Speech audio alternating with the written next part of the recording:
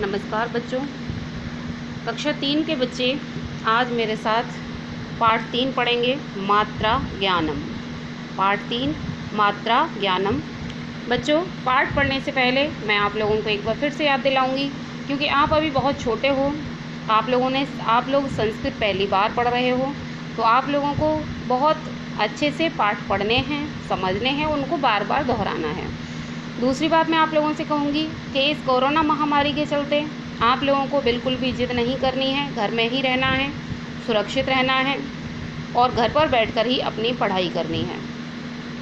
और एक निवेदन मैं आपके माता पिता से करूँगी कि जिन बच्चों की फ़ीस अभी तक विद्यालय में जमा नहीं हुई है, तो जल्दी से जल्दी विद्यालय में फ़ीस जमा करा दें। चलिए बच्चों, हम अपना पाठ शुरू करते हैं। पाठ 3 मात्रा ज्ञानम। स्वरों के दो रूपों में प्रयोग किया जाता है। स्वर क्या होते हैं? आ से लेकर के ओ तक, बड़े ओ से औरत, वहाँ तक हमारे स्वर होते हैं और इनको दो तरह से प्रयोग किया जाता है, मूल रूप में तथा मात्रा के रूप में। दो तरह से प्रयोग करते हैं, मूल रूप में जो उनका रूप होता है उसी तरह से, और दूसरा उनकी मात्रा लगाकर। जैसे मूल रूप में कैसे का प्रयोग किया जाता है? अमृत फलम। अ हमारा स्वर है, तो आ से बन गया अमृत फलम। अब आ बड़ा आ जिसको आप बोलते हो, ये भी हमारा स्वर है, तो इसको हम क्या बोलते हैं? आमलकम। आमलकम आम शब्द होता है, वैसे ही आमलकम। उ छोटा उ जिसको उ बोलते हैं, और इससे भी हमने शब्द बनाया है उलूकह। उलूकह। छोटा ओ से क्या होता है? ओखली जिसको आप बोलते हो, तो इससे क्या बनता है? ओदनम। क्या बन गया इससे? ओदनम। अब मात्रा के रूप में वो कैसे प्रयोग किए जाते हैं? जब स्वरों को व्यंजनों के साथ मिलाकर लिखा जाता है, तब उनके रूप बदल जाते हैं। स्वरों के इस बदले हुए रूप को ही मात्रा कहते हैं। जब स्वरों के जो चिन्ह होते हैं, जो मात्राएं आपको पढ़ाई गई हैं, जो चिन्ह होते हैं, उन चिन्हों को हम व्यंजन वर्णों पर लगा देते हैं, तो वो हमारे मात्रा कहलाते हैं। जैसे अ क्या है? अ स्वर की कोई मात्रा नहीं होती है, यह व्यंजनों में पहले से ही जुड़ा होता है। जैसे क, अब हम क बोल रहे हैं, तो हमारा क के साथ आ का स्वर साथ में निकल रहा है। क तो आ हमारा साथ में जुड़ रहा है, तो का के साथ आ पहले ही जुड़ गया। अब ऐसे ही प है, तो हम इसको क्या बोलेंगे? प। तो पा की ध्वनि के साथ भी हमारा अ ध्वनि निकलती है, तो पहले ही जुड़ा हुआ है। ऐसे ही ल जब हम बोलते हैं तो भी अ की ध्वनि निकलती है, तो इसका मतलब है कि अ हमारा पहले से ही इनके साथ जुड़ा हुआ है। अन्य स्वरों की मात्राएं निम्न प्रकार हैं। अब इनसे अलग जो स्वर होते हैं, उनकी मात्राएं इस प्रकार हैं, उनको हम पढ़ लेते हैं। जैसे पहला है अश्वः। अ से अश्वः, अश्व मीन्स घोड़ा। अब आता है आ से आम्रम, आम्रम मीन्स आम।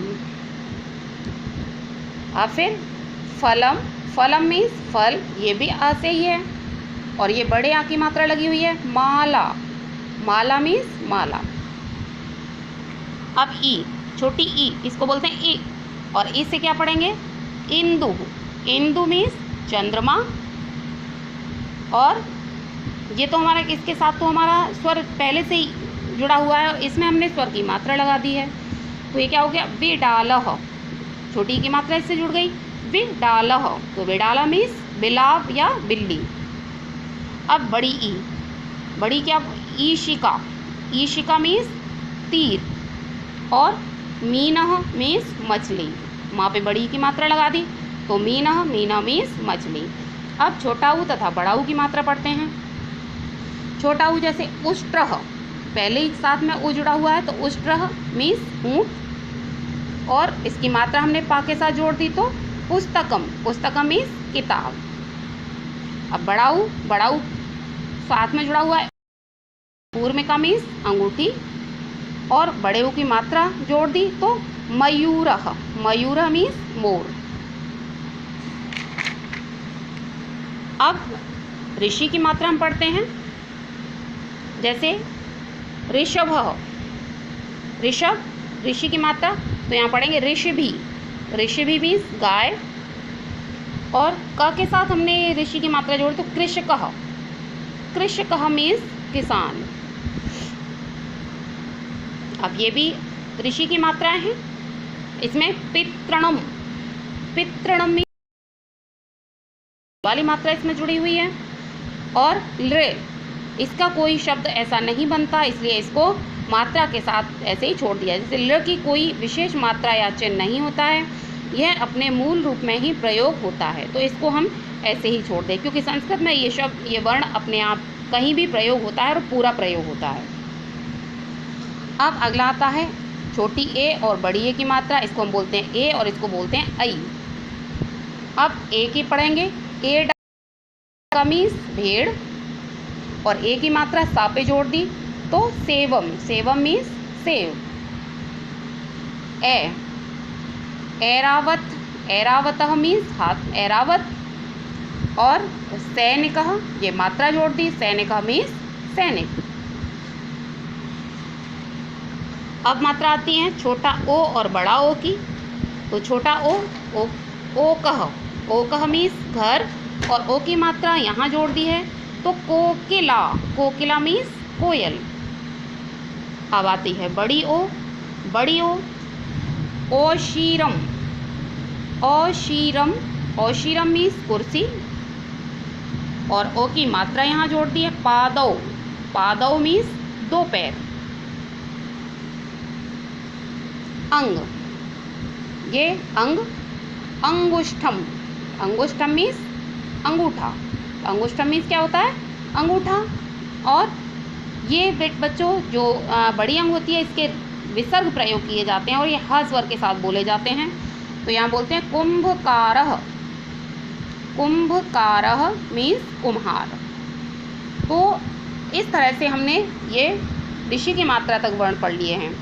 बच्चों, इन वर्णों को, ऋषि की मात्रा तक के अंग की मात्रा तक के वर्णों को आप लोग फिर से दोहराएंगे।